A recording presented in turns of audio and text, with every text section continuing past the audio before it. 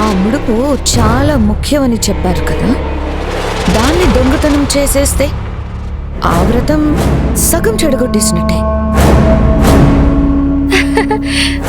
కేతన చెప్పిన ఐడియా ఏదో బాగుంది ఐరేంద్రి. నిజమే వదినా. కేతన, ఈ రోజు రాత్రికే ఆ ముడుపుని దొంగిలించటానికి శ్రీకారం చుడదాం, సరేనా?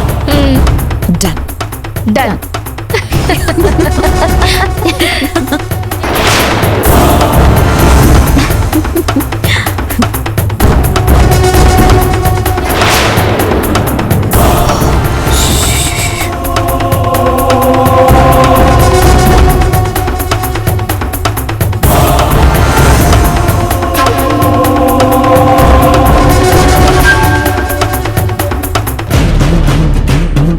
ఏమైంది ముగ్గురికి?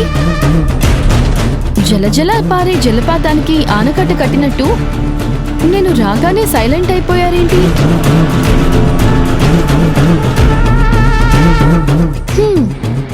నేనంటే మరీ అంత భయపడాల్సిన అవసరమే లేదు.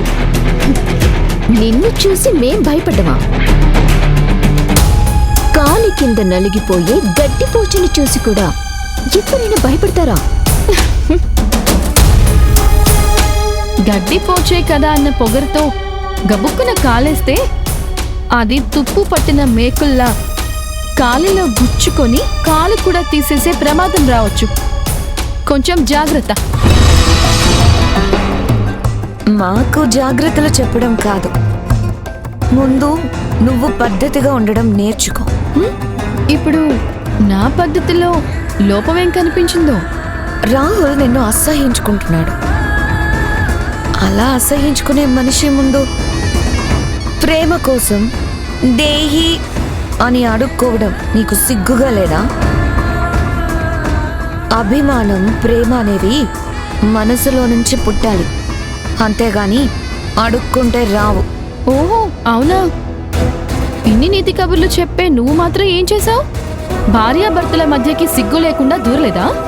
పెళ్ళైన మగాడిని సొంతం చేసుకోవాలన్న దుర్బుద్ధి నీకు పుట్టలేదా? సిగ్గనేది తెచ్చుకోవాలన్నా, పద్ధతులు నేర్చుకోవాలన్నా ముందు నువ్వు నేర్చుకోవాలి. ఎదుటి వాళ్ళకి పాఠాలు చెప్పే ముందు నువ్వు చేసిన పెంటేంటో నువ్వు గుర్తు చేసుకోవాలి.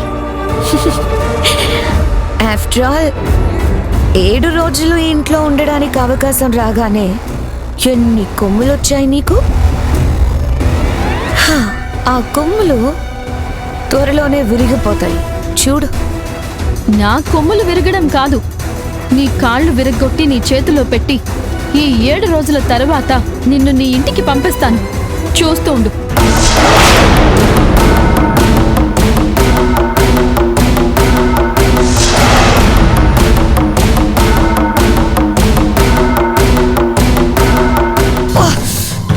ఐరేంద్రి, ఆ అభి ఏంటి అంత కాన్ఫిడెన్స్ గా మాట్లాడుతుంది? అది నిజమైన కాన్ఫిడెన్స్ కాదు వదినా. కాన్ఫిడెన్స్ గా ఉన్నట్టు మనల్ని భయపెట్టడానికి ట్రై చేస్తోంది, అంతే. Don't worry.